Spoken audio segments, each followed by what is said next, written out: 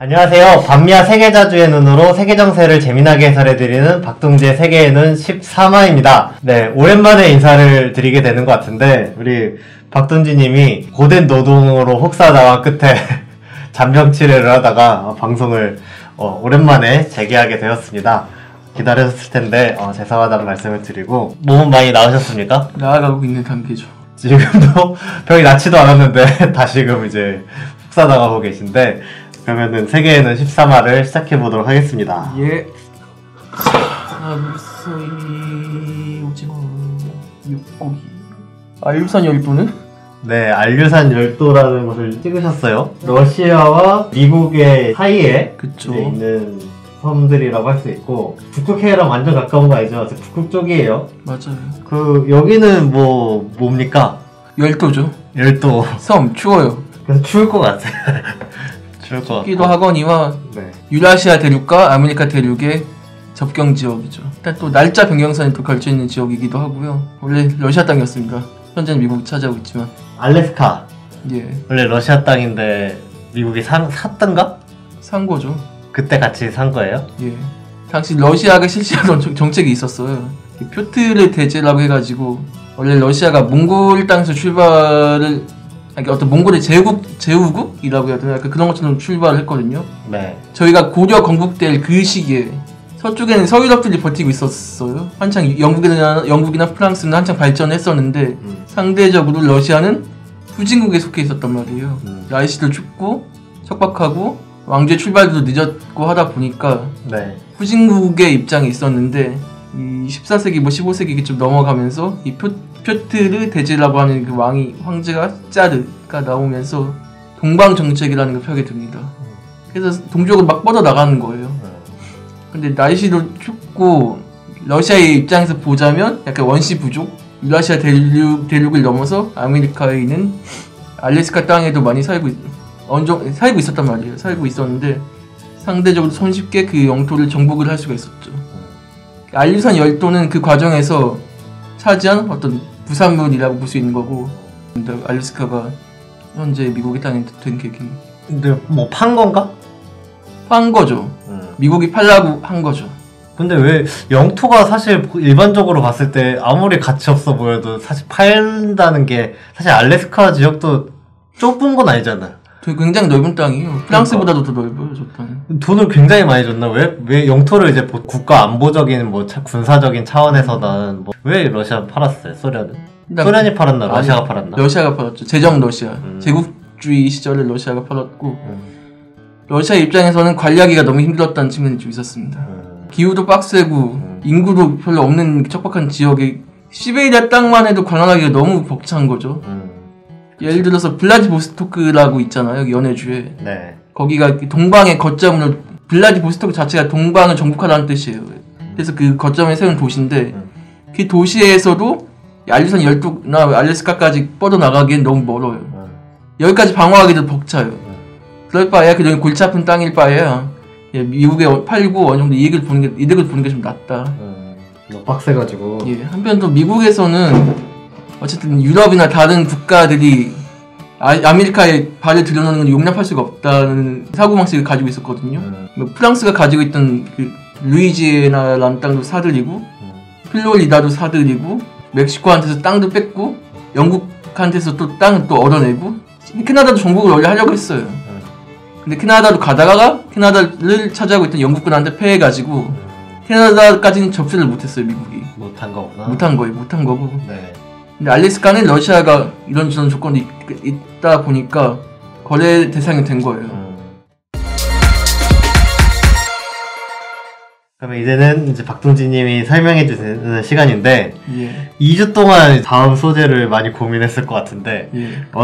이번 소재는 무엇입니까? 사실 별로 고민을 안 했는데 네. CIA가 스페인 마드리드에 있는 북한 대사관에 침입했다는 기사가 크게 났었는데 그랬죠. 예. 그 기사에 대한 얘기를 좀 하려고 했었죠. 지금 할 거잖아. 또 할 거죠. 그 사건의 파장이 계속 이어지고 있기 때문에 또 할 겁니다. 사건 설명을 간단히 해주시죠.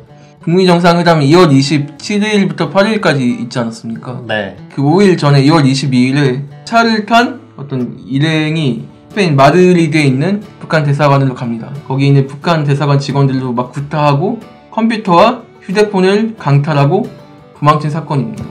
특이사항은 돈을 하나도 안 건드렸다는 거고 오직 어떤 정보가 담긴 휴대 물품, 전자 물품을 강탈하는 데만 초점이 맞춰져 있었다는 특징이 있죠. 이게 관심을 좀 더 모았던 것은 김혁철 특별대표가 스페인 대사였다. 예. 뭐 그런 점에서 또 관심을 받았어요. 그러면 이거는 지금까지 좀 드러난 뭐 스페인 당국에서도 뭐 조사를 하고 있던 것 같은데 좀 어떻게 진행되고 있는지 또 말씀을 해주십시오.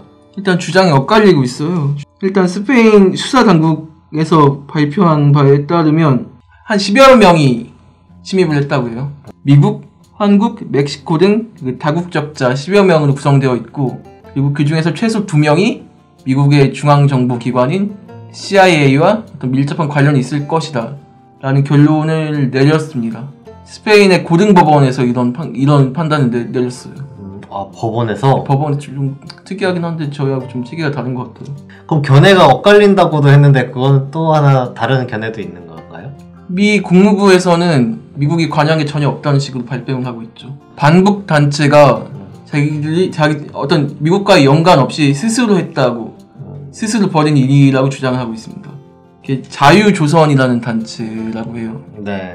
예전 천리만 민방위라고 하는 어떤 반북 단체의 후신인데 그 김정은 위원장의 형이라고 알려진 김정남이라는 사람이 있잖아요.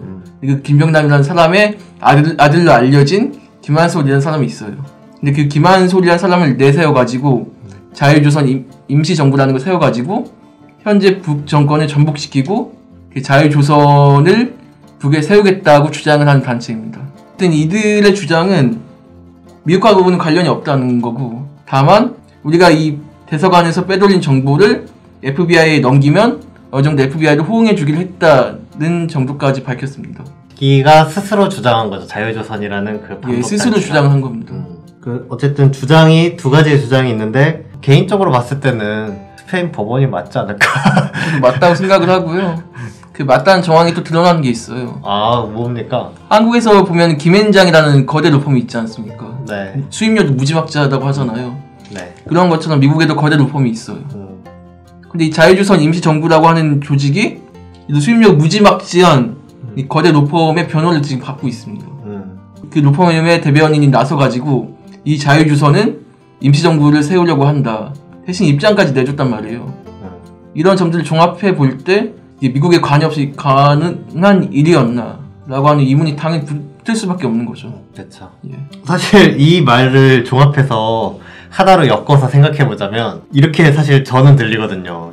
10명 중에 2명의 신원이 확인됐고 그게 CIA와 연루된 사람이다.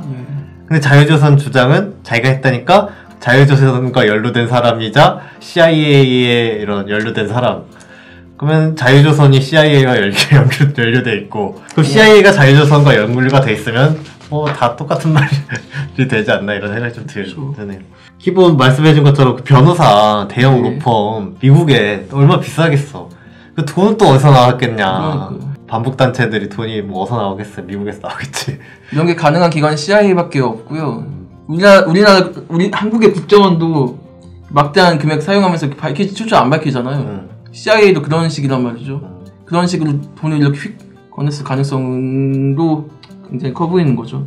CIA를 압수수색할 건 아니니까 뭐 정확하게 발표를 할 수 있는지는 모르겠지만 누가 봐도 약간 뻔한 느낌이 좀 들어요.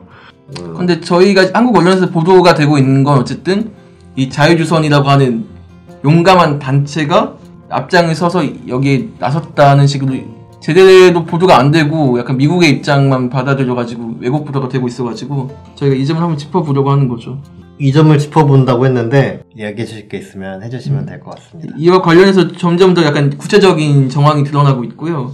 스페인 신문 얘기했잖아요. 네. 그게 엘파이스라는 신문인데 네. 거기에 호세 마리아 이루호라는 탐사정보팀장이 계시답니다. 이 기자가 스페인 정보국하고 취재를 좀 해봤나봐요. 해봤더니 나온 얘기가 이런 거죠. 스페인 정보국에 따르면 대사관 외부 보안 카메라에 찍힌 용의자 한국계 2명이 마드리드와 바르셀로나에 촉수를 펼치고 있는 CIA의 협력자들이다.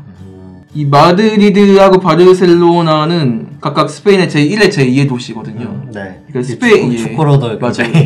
이 스페인 전역을 통과하는 CIA의 협력자들이다. 이런 얘기를 한 거고요. 우리나라로 치면 뭐 서울과 뭐 부산에서 활동하고 맞아요. 있는 CIA 요원이다 이렇게 뭐. 맞아요. 그런 식으로. 네. 요원이든 뿌락치든 뭐든. 그리고 또 이 대사관에 습격한 괴한들은 USB 2개, 컴퓨터 2대, 보안 사진이 담긴 하드디스크 2대, 휴대전화 1대를 훔쳤다. 이번 습격의 목적은 김정은 위원장의 측근인 김혁철 전 스페인 대사를 가장 잘 아는 서윤석을 데려가는 것이었다.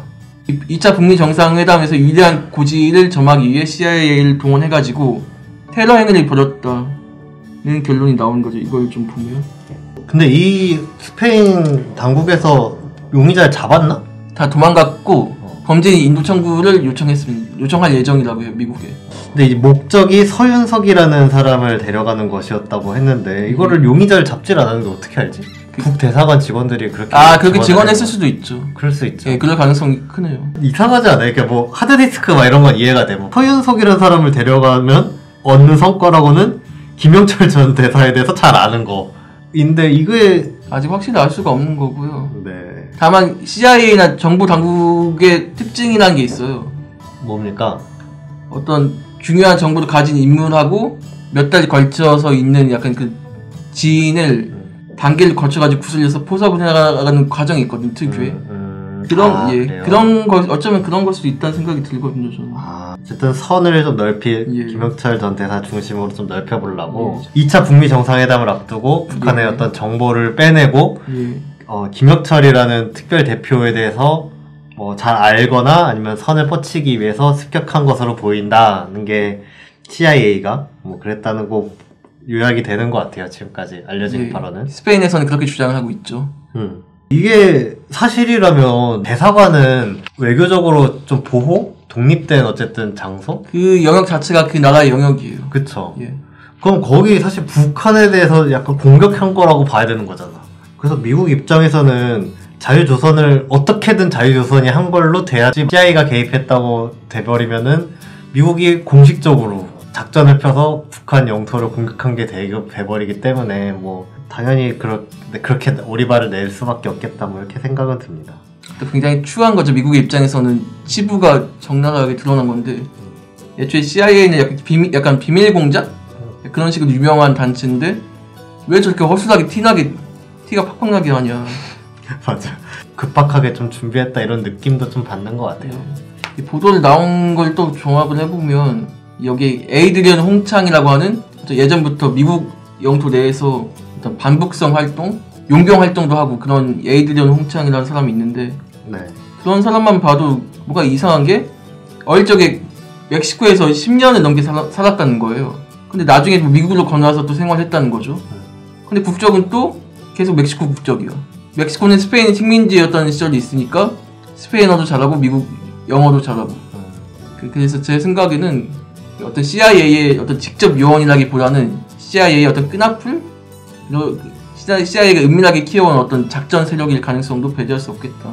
그런 생각이 좀 들었습니다. 그러면은 어쨌든 이런 사건이 일어나서 북한에서도 뭐 스페인 당국의 조사를 뭐라 했더라? 지켜보겠다고 했죠. 지켜보겠다 하고 나섰는데 이게 만약에 CIA가 유력하고 거의 확실시되면 북한에서도 뭐 미국에 대한 대응이 있을 수 있는 좀 중요한 사건이 아닌가 이런 생각도 듭니다.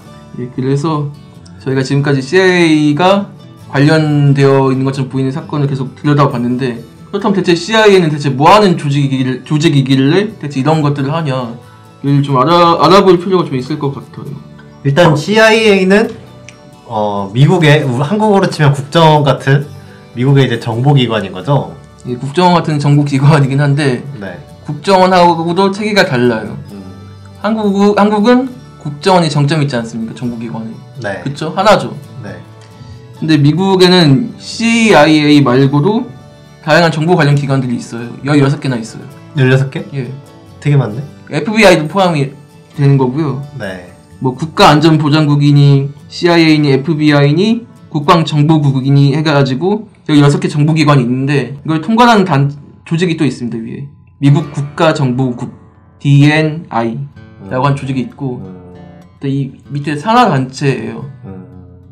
다만 이게 어떤 미국의 NSC가 있지 않습니까? 네. 그 국가안전보장회의 네. 하고 대통령의 직할로 딱 연결되어 있기 때문에 그 권한이 굉장히 강력한 거죠. CIA가 특히. 미국에 있는 국가정보기관들과 CIA 그 중에 하나가 CIA라는 건데 예. 그 뭐 CIA의 특징, 뭐 다른 기관과 뭐 다른 점 뭐 이런 게 혹시 있나요? 있죠. 무엇입니까? 어떤 FBI는 일단 미 연방이라는 틀 안에 묶여 있잖아요. 네. 그래서 안에서 주로 수사, 연방 예. 수사국. 수사죠. CIA는 공작과 첩보. 공작하고 첩보가 주된 활동이고 암살, 음해 그런 게 다양한 게 있죠. 자, 그 활동 내용을 좀 살펴보면 네. CIA가 하는 거는 친미 정권 수립을 원조, 반미 정권 타도 원조. 미국의 적대하는 지도자 암살, 외국군의 고문 기술 지도, 외국 기자, 외국 스파이, 외국 협력자 포섭 관리, 외국 보수정당의 통제당 제도, 외국 좌파 정당 낙치화, 외국 여야당의 친미 정책 육성, 국내외에서 스파이 양성, 미국 전투 기관에서 정보 활동, 외국 회사의 정보 조작, 또 방정부직 원조, 인재 육성, 인터넷 상사의 첩보 활동, 해커 양성, 사이버 공격. 온갖 범죄들을 다 하죠. 야, 이거 범죄 집단이네. 범죄죠 이거. 하는 일이 범죄밖에 없는데? 범죄죠. 저희 CIA는 태생부터가 그러니까요. 미국이 2차 세계대전 중에 OSS라고 해가지고 네. 전략 첩보국이라는 걸 운영을 했어요. 미국의 패권이 확립되기 이전이었기 때문에 약간 불안전했는데 1947년에 냉전도 격화되기 시작하면서 이 CIA라고 하는 큰 규모의 정보기관을 만들어낸 거죠. 그래서 미국의 세계 전략이라고 하면은 그 당시에 그래서 이 CIA가 정점이 돼가지고 중남미 같은 데에 군사 고문 기술을 익힌 CIA 요원을 파견시켜가지고 그 정권을 전복시키기 위한 군사훈련을 하고 자금을 지원하고 했던 거고요. 또 마찬가지로 아프가니스탄이나 뭐 중동 같은 데 또 파견을 또 시켜가지고 자금을 내고 훈련시키고 또 그런 게 아닌 경우에는 인도네시아 같은 사례에서는 뭐 거기 어떤 기업 내부에 거기 마치 거기 그 기업의 직원인 것처럼 침투를 해가지고 거기 내부에서 공작을 벌인다든지 그런 다양한 일들을 수행해왔죠. CIA 검색을 해봤단 말이에요, 인터넷에. 예. 그랬더니 그래서 삼성 전략회의라는 회의에서 CIA에 대한 문건에 대해서 언급을 했다는데 내용이 뭐냐면 예. CIA가 조직을 망가뜨리는 공작 지침이라는 걸 마련했는데 이렇게 하면 안 된다 뭐 이런 이야기를 한 것 같아요. 그래서 내용을 보니까 신속한 결정이 필요할 때 잦은 회의나 위원회를 제의해라. 그리고 뭐 회의에서 무용담 같은 주제와 관련 없는 이야기를 한다. 좋은 아이디어가 나오면 단어의 정확성 등을 꼬집으면서 시비를 걸어라. 실패할 땐 누가 책임질 거냐 뭐 이런 식으로 공작 지침을 낸 거라면서 예. 이런 보도가 있더라고요. 한마디로 CIA가 주도해서 양성한 미국 간첩이 전 세계에 포진되어 있다는 거고요. 한국도 마찬가지 사정이라는 얘기가 드는 거예요. 이런 나쁜 짓을 하는 조직이다. 그래서 한국에서 CIA가 어떤 걸 했는지 좀 더 살펴볼게요. 저희가 관훈클럽이라고 들어본 적 있으십니까 혹시? 이름은 뭐 들어본 것 같은데? 중견 언론인 단체죠. 아, 네. 이게 한국 언론센터에 가보면은 크게 있어요. 안에 건물 내부에 관훈클럽이라고 있는데 네. 이게 1957년에 설립이 된 건데 근데 이 단체 자체가 CIA의 자금을 통해서 만들어진 단체입니다. 아, 그래요? 예. 그건 어떻게 확인할 수 있나요? 이건 다 나와 있어요, 그냥. 그 나와 있어요? 예. 어. 대놓고 그냥 나와 있고. 그럼 언론이 뭐 CIA 손을 다 타 있다 이렇게 다 있다고는 얘기가 되는 거고. 신동아라는 언론에서 보도가 된 게 있어요. 네. 리처드 롤리스라고 해가지고 미국 국방부의 부차관이에요. 한반도 정책을 담당하는 부차관인데 이 사람이 원래 CIA 요원 출신이었는데 이쪽으로 옮겨가가지고 활동을 한 건데 한국말도 굉장히 잘하고 삼겹살에 소주도 즐기고 그런 미국인이라고 하는데 이 사람이 시시때때로 어떤 한국 인사들하고 접촉을 하면서 미국의 대외 정책을 계속 말했다는 거죠.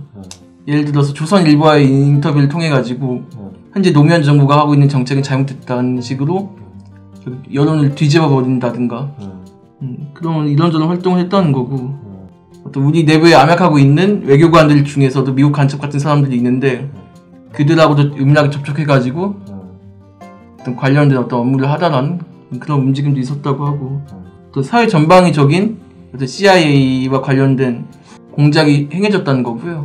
기레기들 이렇게 하면서 무슨 사건 터질 때마다 뭘로 덮으려고 한다는 이런 거를 흔하게 접하게 되는데 찌라시 뭐 설마 그러겠어 이런 생각이 들다가도 매번 그러긴 해. 예. 그래서 뭐 그런 것도 뭐 어쩌면 뭐 이런 손을 탄 걸 수도 있겠다는 생각이 들기도 하고, 또 뭐 제가 알고 있는 바로는 예전에 CIA 국장인가 모식인가가 5.16 뭐 쿠데타도 자기가 뭐 한 뭐 가장 성공적인 작전이다 뭐 이런 식으로 이야기하기도 했고. 예. 그게 에런 돌레스라는 사람이었는데 네. 1964년 5월에 영국 BBC에 나와가지고 5.16은 가장 성공적인 해외 비밀 공작이었다 라고 자화자찬을 했고요. 근데 참 특이한 게 당시 케네디 정권이었거든요. 이 군사 쿠데타가 발생하기까지의 과정이. 네. 근데 케네디 정부에서는 인정을 안 하는 거죠. 근데 이 CIA 국장이었던 이 덜레스라는 인간은 퇴임하고 몇 년 지나가지고 자기 고백을 해버린 거죠. 사실은 노골적이고 비밀이지만 공견화가 노골적으로 개입을 하고 있다는 걸 누구나 다 아는. 원래 CIA 같은 어떤 정부 기관들이 했었던 기록이 남아있을 거 아니에요. 기록물이 어느 정도 일정한 시기가 지나면 공개가 되도록 법이 있어요. 30년 지나면 공개가 된다든가. 네. 근데 미 정부에서 일부러 그 관련 사항들을 다 막았어요. 5.16 군사 쿠데타 관련해서 60년대에 어떤 일들이 CIA에서 있었는지에 대한 기록 공개를 막았습니다. 꺼림칙하다는 거죠. 이게 밝혀지면 또 미국 입장에서 안 좋은 일이 있을 수밖에 없다고 판단을 한 거예요. 크고 작게 앞으로 계속 나올 것 같아요. 역사 관련해서는 미국이 개입한 것들, 이런 것들이. 1960년 아까 케네디 얘기했잖아요. 네. 이 케네디 정부에서 특히 대대적으로 한반도에 대한 개입을 CIA를 통해서 구상을 한 것 같은데, 네. 미국이 1960년대에 평화봉사단이라는 걸 만들어서 세계 곳곳에 파견하기 시작해요. 그건 좋은 거 아니에요? 평화봉사단인데? 말이 좋아 평화봉사죠. 이건 뭐 했는데요? 이 평화봉사단이 한 거는 와서 선교사나 뭐 그런 식으로 와가지고 각종 어떤 단체에 이렇게 뿌리 내려가지고 이 기업을 돕고 저 자선활동을 돕고 그런 척 하면서 뒤에서는 CIA에 정보를 넘기거나 아니면 평화봉사단원으로 가장해서 들어왔는데 그 자체가 CIA 요원이거나 그랬던 경우가 많은 거고요. 1966년부터 1981년까지 이 평화봉사단으로 약 2,500여 명의 미국인들이 한국에 들어왔다고 합니다. 이 2,500여 명 전부가 뭐 CIA하고 관련이 있을 거라고 단정을 짓긴 어렵겠지만 이 중에 상당수가 분명히 어떤 간첩 같은 활동을 하면서 접촉을 늘려가고 정재계 인사들을 회유하고 그런 활동을 폈다는 건 추측을 해볼 수가 있어요. 아니 뭐 10%만 해도 250명이잖아. 그쵸. 그 굉장히 큰 예. 대대적으로 들어왔네. 이런 대대적으로 들어온 것 같으네요. 지금 문정인 대통령 외교안보 특보가 있지 않습니까? 네. 그분이 어린 시절에 제주도에서 살았는데 네. 친하게 지냈던 비올 씨라는 사람이 있대요. 비올 씨. 네. 근데 그 사람이 평화봉사단원으로서 어떤 서울에 어떤 거점장은 있었는데 네. 평화봉사단을 그만두고 바로 CIA에 들어갔다는 거예요.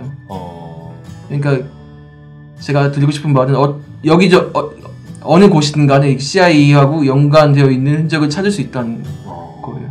문정인 이야기를 하길래 특보 이야기를 하길래 무슨 얘기하려고 그러지 했는데 이런 얘기 알고 있습니다. 다 그런 여러 가지로 뭐 확인할 수가 있네. 그러니까 어쨌든 문정인 특보 자체도 약간 불쾌하긴 하면서도 인정을 하긴 했거든요. 어릴 적에 친하게 지냈고 형이라고 불렀다. 그 비올 씨라는 사람은. 예, 그런 거 보면은 어떤 형태로든 저희가 알지 못하는 형태로 CIA가 암약하고 있다는 걸 알 수가 있는 거죠. 그러네요. 예. 최근에 무슨 국정원이 채용 박람회라는 걸 했더라고요. 사상 최초로. 그 의도가 나쁜 짓 하다가 이상한 심리 뭐 조작이라고 하는 이상한 짓 하다가 뭐 붙잡힐 상황이 되면은 번개탄 피워가지고 자살하고 뭐 그런 식으로 보도가 나왔잖아요. 되게 수상쩍다. 그래서 그 국정원 관계자도 그 채용 박람회에서 얘기를 한 거죠. 우리 이런 어둠의 조직 아니다. 이제 앞으로 발벗고 벗어나고 할 거다라고 했는데 사람 죽이고 고문하고 간첩 조작한 거 아니에요? 결국 본질 자체가. 근데 CIA도 비슷한 행태를 보이고 있다는 거예요. 이 CIA가 페북에도 계정이 있단 말이에요. 근데 거기에 심지어 한국어로 한국어 잘하는 사람 뽑습니다라는 걸 공채를 SNS에 딱 올린 거죠. 한국어 잘하는 사람 뽑는다? 예. 한국에서 공작해야 되니까 사람 필요하다 이거랑 똑같은 말이네. 그런 얘기죠. 그런 얘기를 대놓고 한 건데. 네. 그리고 그만큼 어떤 한반도에 대한 미국의 어떤 위기감? 시급함이 좀 나왔던 대목이라고 생각을 하고요. 이게 2017년에 있었던 건데, 근데 2017년에 또 이런 일도 있었죠. 어떤 일입니까? 코리아 미션 센터라는 게 CIA 내부에 설립이 됐습니다.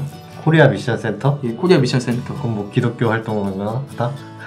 한반도 미션이죠. 네. 한반도 미션이란 뭐냐? 미국의 위협이 되는 북핵의 위협을 현저하게 줄이고 나아가서는 그 정권의 타도까지 목적으로 한다는 그 방침이 있는 CIA 내부에서도 큰 조직이 코리아 미션 센터예요. 역대급 규모로 편성이 되었다고 하고요. 그만큼 미국이 한반도를 바라보는 입장을 알 수 있죠. 특히 북한을 바라보는 입장을 알 수가 있는데, SNS를 통해서 공채를 했다는 거는 이 코리아 미션 센터에서 일할 CIA 요원들을 발굴내고자 하는 어떤 미국의 전략이라고 볼 수가 있는 거고요. 일단 하나 뭐 대거 필요해졌다 예. 뭐 이런 느낌도 들고. 그 연봉이 1억이 넘는데요, 한국 돈으로. 그만큼 대우도 잘해준다고. 갈라는 사람도 많이 있었겠네요, 한국인 중에. 근데 아무나 못 갑니다. 와, 그래요? 거짓말 탐지기와 미국 중심의 안보관을 통과를 해야 돼요. CIA 간다고 말해놓고 사실 우린 이중간첩처럼. 예, 자주해방을 위한 독립군이야. 통일운동가. 근데 사실 미국인인 척하면서 국적까지 바꿔서 들어갔어. 그 말안해야 하잖아요. 미국 입장에서 적이니까. 그래서 거짓말 탐지기까지. 예, 그런 것과 미국 중심의 안보관의 어떤 시험까지 통과를 해야지 채용이 된다고 합니다. 지금 국무장관으로 있는 폼페이오죠. 언론에 자주 나오는. 예. 폼페이오도 뭐 기본 뭐 CIA 국장에다가 데려온 거잖아요, 트럼프가. 그렇죠. 저희 코리아 미션 센터는 애초에 폼페이오가 주도했다고 알려져 있고요. 그리고 pompeo가 나쁜 짓을 했죠. 무슨 짓을 했습니까? 또 2017년에 또 얘기가 나왔던 건 한성열 외무성 부상이 있어요. 이 한성열 외무성 부상이 CIA와 한국의 국정원이 김정은 위원장의 암살 시도, 암살에 관여한 CIA 관계자와 국정원장을 북에 넘겨라, 또 우리에게 정식으로 사죄하라는 입장을 냈습니다. 여기서 제가 아까 말씀드렸던 그 활동 내용이 드러나죠. 그러네요. 미국에 적대하는 지도자 암살. 딱 드러나죠. 이게 어쨌든 평화랑은 전혀 관계가 없고, 만약에 이게 성공했으면은 남북 관계고 뭐고 지금 북미 관계고 2018년 뭐 이런 세 차례 남북 정상회담이니 뭐 이런 거 전혀 안 되고 뭐 싸움터가 전쟁터가 됐겠네. 맞아요. 그래서 저희 한국 국정원에 되게 미국을 추종하는 잣대도 엄청난 문제가 있다고 생각이 들고요. 우리나라도 국정원 문제 많은데 뭐 CIA랑 굉장히 긴밀할 것 같은 생각이 드네요. 긴밀하죠. 그러니까 전 참여정부 당시에 대북정책을 그 국정원에서 담당했던 사람이 김현정의 뉴스쇼 나와가지고 얘기를 한 게 있단 말이에요. 네. 이 자유조선이라고 하는 그 단체가 용사라는 거예요. 마땅히 칭찬받을 만한 행동을 했고, 참여정부 시절에 국정원 인사가 그 참여정부 시절에도 남북관계 어쨌든 개선하려고 뭐 정상회담도 하고 굉장히 많은 합의들을 해서 노무현 정부 말기에는 엄청나게 빠른 속도로 남북관계 여러 가지 협력 사업을 추진하기도 했었는데, 그렇죠. 이때의 국정원의 사람들도 이 일개 이제 반북단체에 대해서 찬양 같은 걸 하면서 뭐 이랬다니까, 이 CIA나 연결돼 있는 국정원이나 좀 상태가 심각하구나 이런 생각이 드네요. 예. 그러면 지금까지 살펴본 것처럼 뭐 CIA의 어떤 나쁜 짓들, 예. 그 한국에서의도 그런 것들이 횡행하다 뭐 이런 거 예. 살펴봤는데, CIA를 다룬 뭐 요지는 스페인 간 대사관에 대한 사건부터 이야기를 시작했는데, 예. 그러면은 이 사건은 좀 앞으로 뭐 어떻게 될까요? 대리전이 될 것 같다는 생각이 들고, 일단 북의 입장이 이거거든요. 북의 외무성에 대한 공식 입장은 네. 이번 테러 사건에 미 연방수사국과 반공화국 단체 나부랭이들이 관여되어 있다는 등 각종 설이 나돌고 있는 데 대하여 우리는 주시하고 있다.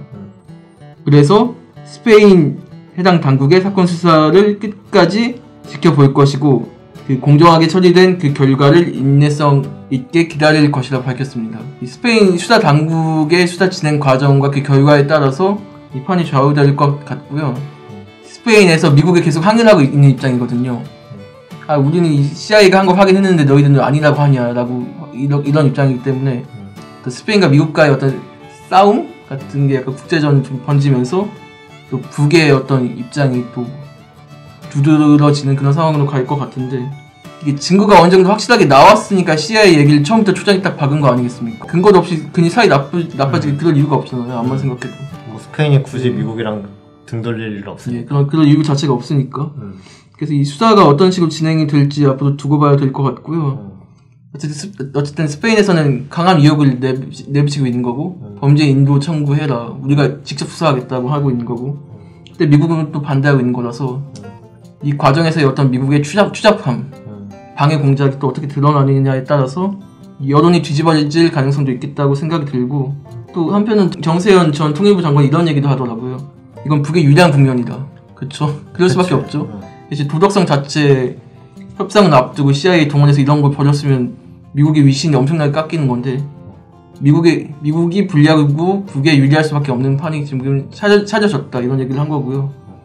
예, 앞으로 지켜볼 필요가 있을 것 같습니다. 이게 또 북미 정상회담이 폼페이오가 또 몇 달 내에 열렸으면 좋겠다는 얘기까지 했는데 그 관련해서 파장이 어디까지 미칠지 저희가 주시를 해볼 필요가 있겠죠. 북미 정상회담을 하는 거는 뭐 미국이랑 한국에서 주로 나오는 관심사는 비핵화지만 비핵화라는 것 자체가 북미 사이에 어떤 적대 관계를 청산하고 새로운 관계, 그러니까 예전에 싸웠는데 친구로 지내자고 하는 건데, 근데 지금 이 상태로 봐서는 이거 뭐 친구로 지낼 수 없는 게 거의 확실한. 저는 뭐 이런 생각도 들거든요. 네.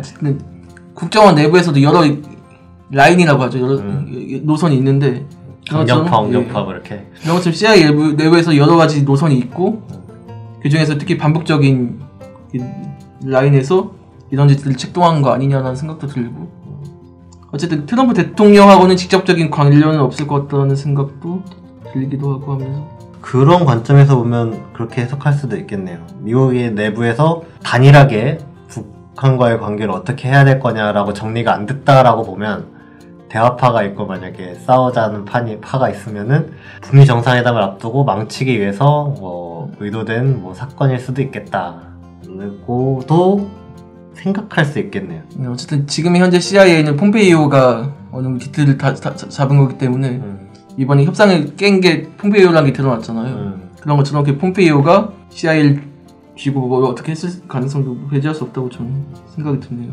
이 사건에 대해서도 물론 미국이 거의 어쨌든 미국이 한 거잖아.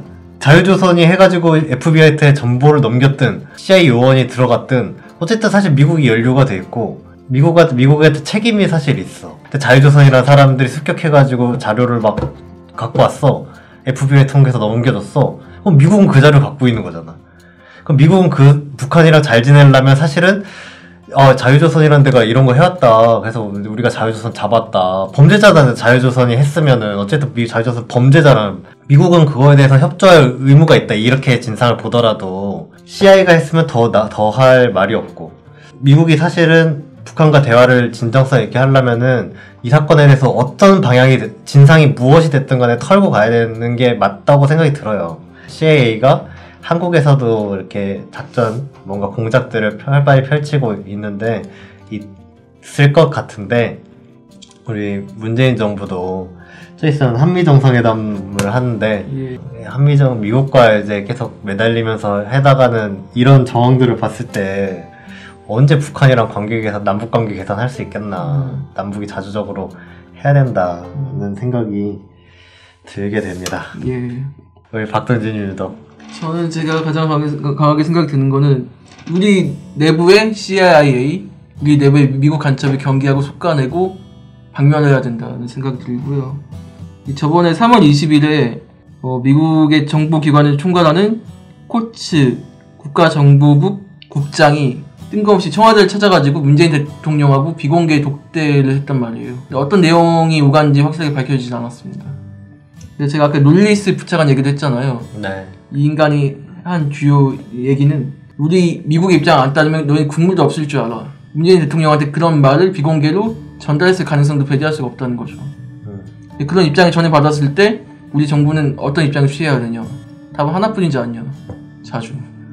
일개 외국의 정부기관에 휘둘릴 것이 아니고 저희 나름의 관점을 가지고 철학을 가지고 남북관계에 진전을 밀어붙여야겠다는 생각도 들고요. 또 한편으로는 제가 아까 CIA 공개채용 얘기도 들었는데 이제 거기 댓글 달리는 걸 보고 좀 놀랐단 말이에요. 내가 좀 영어도 하고 그럴 수 있으면 여기 당장 지원했을 텐데 아깝다. 그렇게 평가를 했어요. 그렇게 댓글 달았는데 생각을 해보세요. 만약에 문재인 대통령이 미국의 입장에서 반미다, 미국의 입장에서 적대적인 지도자라고 하면은 CIA 공채에 합격해서 미국에 건너가서 자신의 나라의 최고 지도자를 죽이는 상황이 되는 건데, 그 자체가 얼마나 끔찍한지에 대한 인식이라고 하는 게 지금 많이 없는 것 같다는 생각도 좀 들고 하면서, 이게 영화 군함도가 송중기가 뭐로 나오는지 아세요? 몰라요. 아까 제가 CIA의 전신이 그 OSS라고 전략적보국이라고 말씀드렸는데, 네. 전략적보국의 유언입니다. 유언이면서도 어떤 임시정부에 있던 광복군의 유언이기도 한데, 그런 유언이 저희 한국인들을 구원한다는 그런 내용이 되는 거예요. 그 서사 자체가. 어떤 내부적인 저희 어떤 미국에 굴복해야 한다는 심리 자체가 어떤 문화적인 측면에서도 깔려있는 게 아닌가 라는 우려도 좀 강하게 들었기 때문에, 그런 것들을 걷어내는 좋은 통일 세상이 왔으면 좋겠다, 그런 말씀 드립니다. 말씀 잘해주셨는데, 사실 그거 공개 채용하는 거는 한국에서 간첩 행위를 하라고 뽑는 거잖아요, 사실은. 그런 거죠. 박동진님 말씀을 잘 듣고 우리가 돈이 아무리 중요하다고 해도 우리가 그렇게 해서 돈을 벌어야 되겠는가. 사실 CIA에 취직할 정도면 다른 건전한 회사에도 취업할 수 있지 않겠는가, 그런 생각이 드네요. 그러면은 이렇게 해서 세계에는 13화를 마치도록 하겠습니다. 다음 주 14화에서 다시 만나 뵙겠습니다. 감사합니다. 건강 조심하세요.